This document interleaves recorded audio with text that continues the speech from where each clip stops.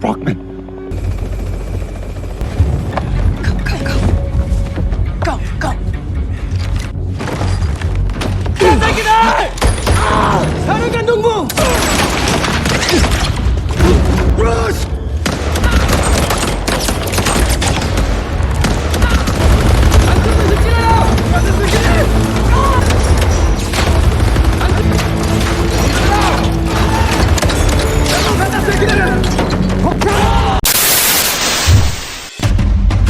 Pada video kali ini guys, saya akan merangkum alur cerita film Military Survivor Trailer Action terbaru dari Amerika Serikat yang dirilis pada Januari tahun 2025.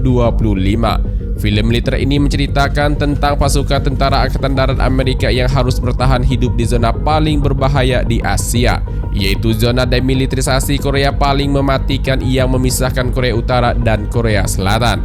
Sebelumnya, regu pasukan militer Angkatan Darat Amerika ini terjebak di sana setelah helikopter yang membawa mereka dalam misi terjatuh karena hantaman badai. Naasnya, mereka terjatuh di wilayah Korea Utara yang tentara perbatasannya tanpa ampun dalam bertindak. Bersama saya Chandra, inilah dia alur cerita film perang dari Amerika yang berjudul Valiant One 2025.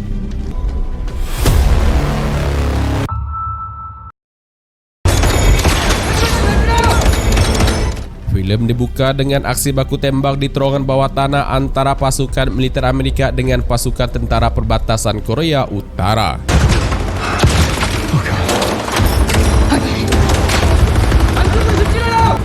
Go!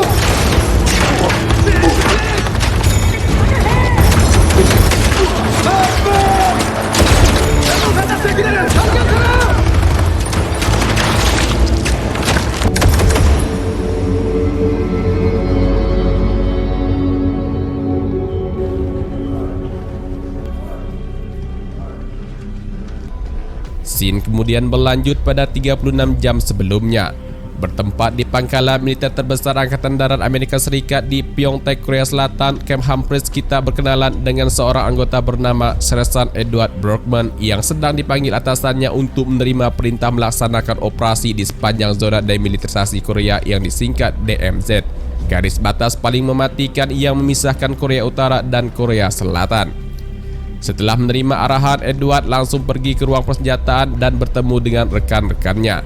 Mereka ialah Kopral Stephanie Selby, lalu ada Jonah Ross dan Wilson Lee, terakhir Joshua Weaver. Ia adalah seorang teknisi sipil yang akan terbang bersama mereka dalam misi. Joshua memberitahu mereka bahwa unit radar GPR di zona demilitarisasi mengalami kerusakan dan ia harus segera memperbaikinya. Untuk itu mereka harus berangkat sekarang.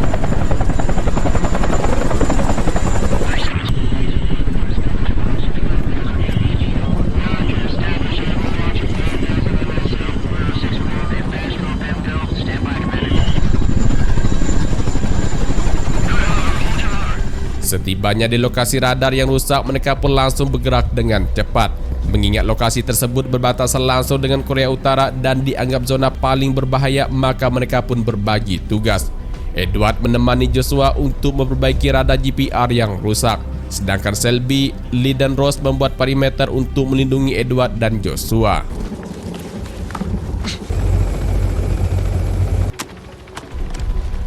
Saat sedang memperbaiki kerusakan dari helikopter, sang pilot memberitahu akan tiba cuaca ekstrim di sepanjang perbatasan dalam beberapa menit ke depan. Maka dari itu ia meminta Edward dan Joshua segera menyelesaikan pekerjaannya. Dikarenakan waktu yang terbatas, Edward pun langsung mencabut alat GPR radarnya dan memotong kabelnya lalu segera pergi dari sana.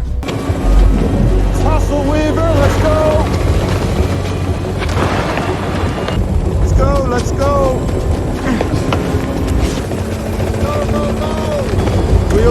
Wheels up!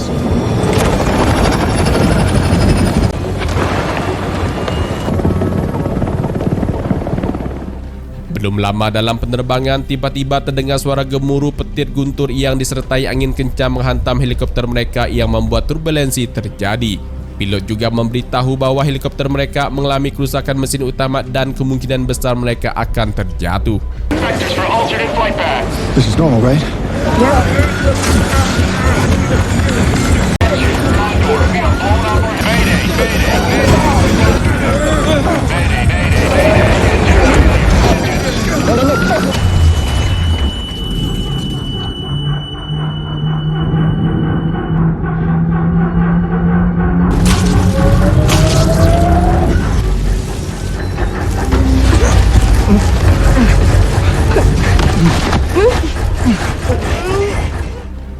Dalam insiden naas tersebut, sang pilot helikopter tewas di tempat. Sedangkan Edward, Selby dan Ross dalam kondisi baik-baik saja, hanya Lee yang sedikit mengalami luka ringan.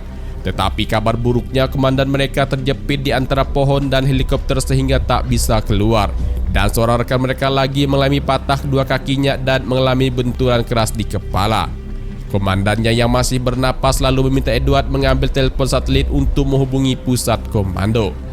Singkatnya, ia pun terhubung dengan markas pusat komando dan langsung meminta evakuasi darurat karena saat ini timnya mengalami kecelakaan. Namun dari pusat komando memberikan kabar buruk bahwa tim evakuasi tak akan datang karena berdasarkan titik koordinat telepon satelit yang digunakan komandan berada di luar wilayah udara Amerika. Untuk itu, komandan dan timnya diminta untuk pergi ke lokasi spill baru di kuadrat grid 3763. Di sana akan ada pasukan Delta yang akan menjemput. Edward yang mendengar itu pun tak terima dan marah. Ia langsung mengambil telepon dari tangan komandannya dan meminta pusat komando berpikir ulang dengan keputusannya karena komandannya saat ini sangat memerlukan bantuan medis. Tapi setelah mendengar mereka berada di wilayah Korea Utara, Edward pun terdiam sejenak dan setelah itu ia pun pergi untuk memberitahu rekan-rekannya. Sir, I'll be right back, okay?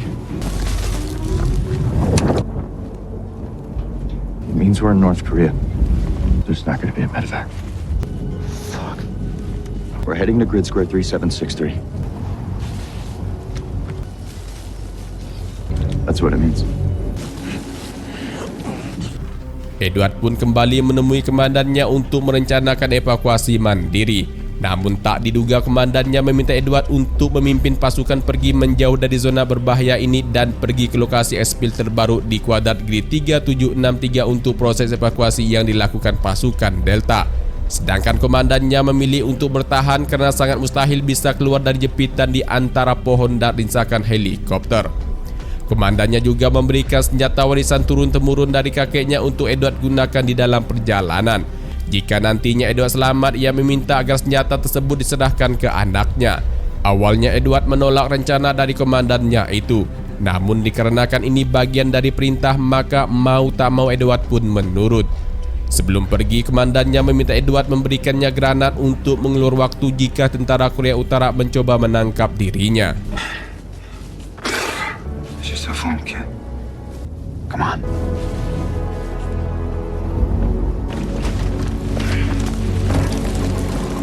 Let's go.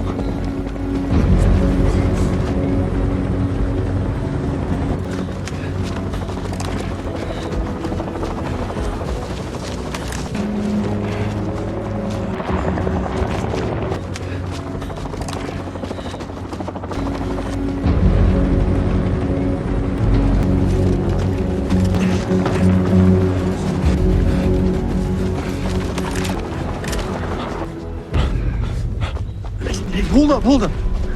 Di tengah perjalanan, Edward dan timnya mendengar suara helikopter dari militer Korea Utara yang sedang melintas di atas mereka dan melihat pergerakan tentara perbatasan Korea Utara sedang berpatroli.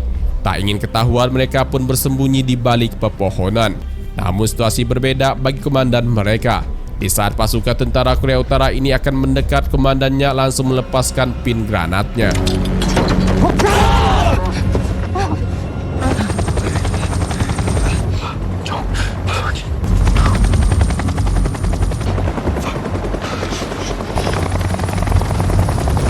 Don't do it.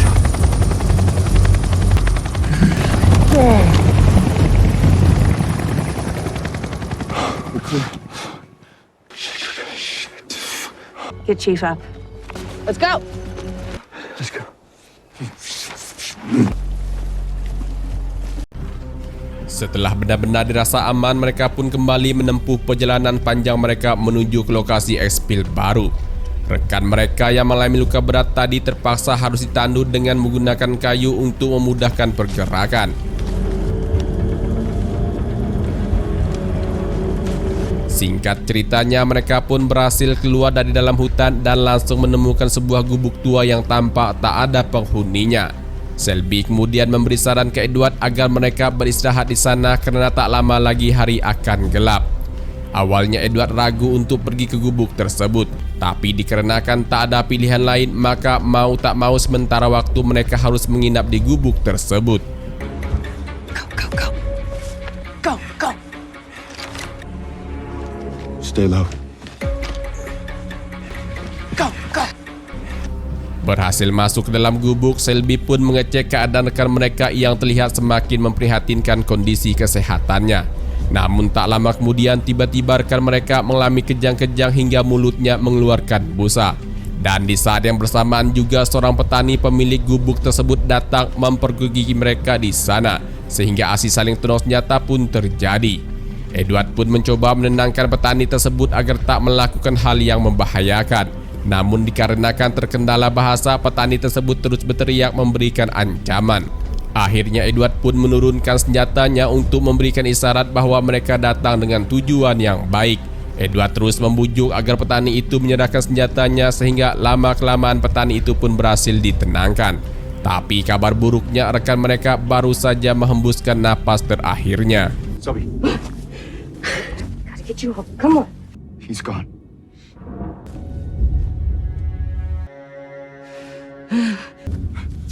It's okay. Fuck! He's running! Tak lama kemudian petani itu tiba-tiba lari yang membuat mereka mengejarnya hingga sampai ke rumah. Tak ingin sesuatu terjadi, Edward dan timnya pun memeriksa isi rumah petani tersebut dan berusaha menyandra petani itu bersama dengan istrinya yang baru saja keluar dari dalam kamar langsung memberikan perlawanan ke anggota Edward. Lagi-lagi Edward pun berusaha menenangkan keluarga petani tersebut agar tak memberontak. Bukannya semakin tenang, situasi pun semakin tegang setelah mereka mendengar suara mencurigakan dari balik lantai. Selby kemudian lalu mengecek lantai rumah tersebut dan ternyata seorang anak perempuan dari petani tersebut sedang bersembunyi di sana. Anak perempuan tersebut bernama Bina. I'm so sorry.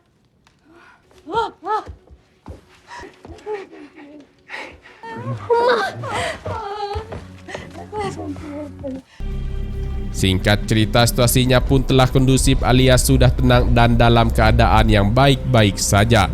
Edward dan timnya pun diperkenankan untuk menginap semalam di rumah keluarga kecil petani tersebut. Untuk tetap menjaga keamanan, Rose dan Lee berjaga terlebih dahulu di luar yang nantinya mereka akan bergantian dengan Edward.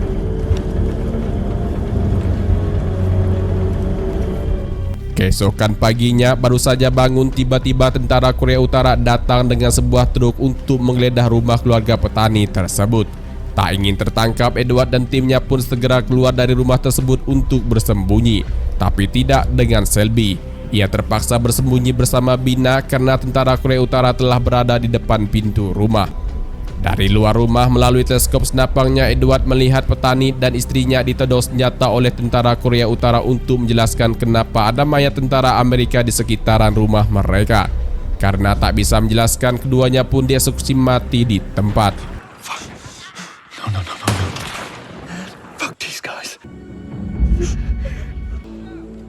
Where's Selby? Rush! Jangan tunggu!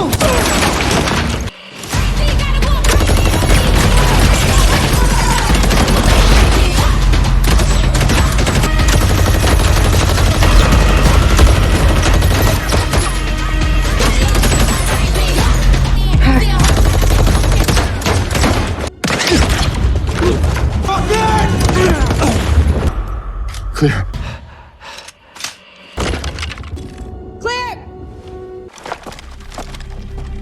Berhasil membunuh semua tentara Korea Utara, mereka pun segera pergi dari sana dengan membawa Bina. Lee ditugaskan untuk menggantikan pakaiannya dengan menyamar sebagai warga Korea Utara. Mereka semuanya pun pergi dengan menggunakan truk milik ayah Bina.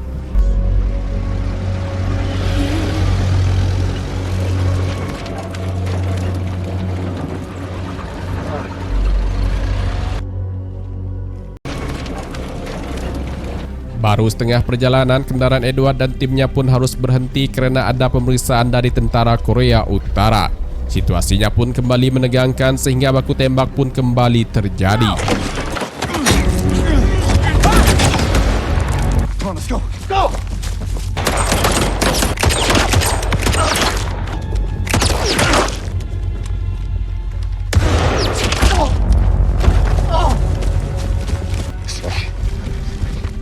Dalam kontak senjata tersebut, Joshua tertembak di perut sisi kanan yang membuat nyawanya tak tertolong lagi.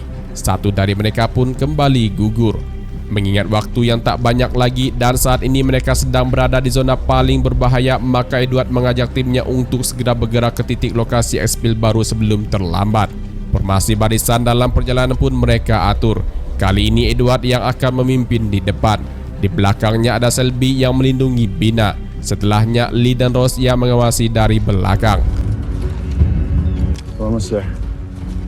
Singkat dalam perjalanan, mereka pun tiba di titik lokasi sesuai dengan titik kuadrat yang diberikan dari pusat komando. Tapi anehnya tidak ada pasukan Delta di sana. Edward pun kembali mengecek kompas dan petanya untuk memastikan bahwa titik lokasi yang mereka datangi tidak salah. Setelah dicek ternyata tidak ada yang salah. Edward kemudian membuka laptop dan mengaktifkan unit radar GPR yang ia bawa tadi untuk melihat tempat apa yang mereka datangi saat ini.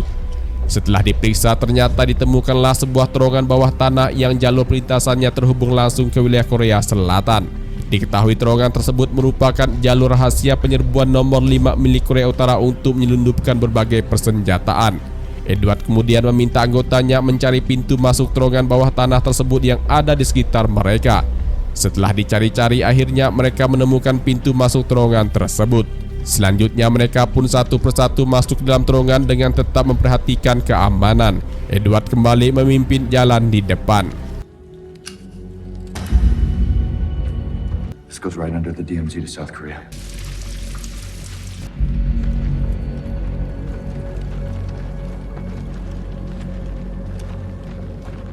Holy shit.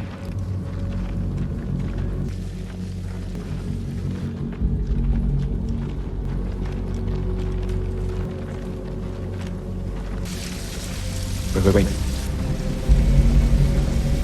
Saat akan mendekat di pintu keluar terowongan, mereka melihat pasukan Delta telah menunggu.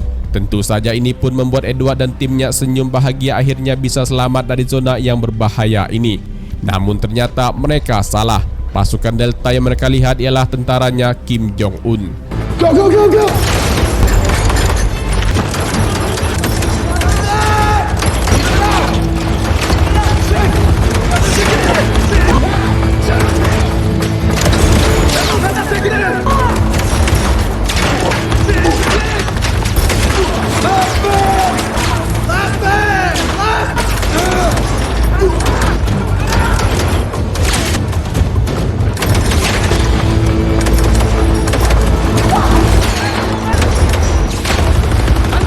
Take this. Lee! Grab her!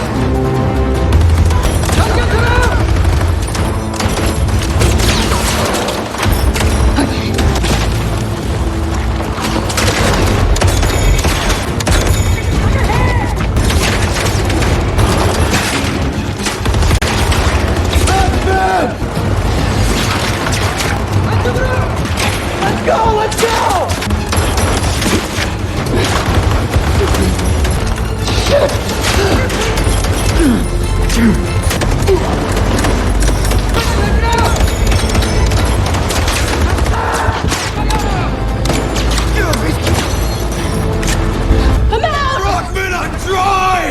Kehabisan peluru serta situasi yang terpojok membuat Edward memerintahkan anggota timnya untuk mundur pergi menjauh membawa Bina. Sedangkan ia akan bertahan untuk mengulur waktu demi menyelamatkan nyawa anggota timnya. Go, go, go! Bina, go! Baru saja akan bergerak, Edward pun tertembak oleh pasukan tentara Korea Utara. Tapi beruntung selang beberapa saat pasukan Delta datang ke sana dan langsung menghabisi semua tentara Korea Utara yang bertahan.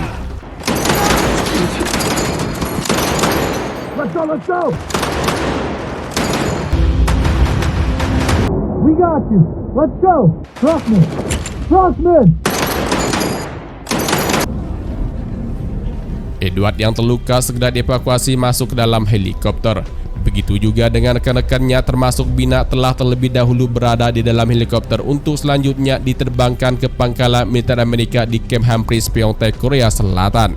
Film ini pun ditutup dengan ucapan Edward, "Let's go home." Let's go home. Let's go home.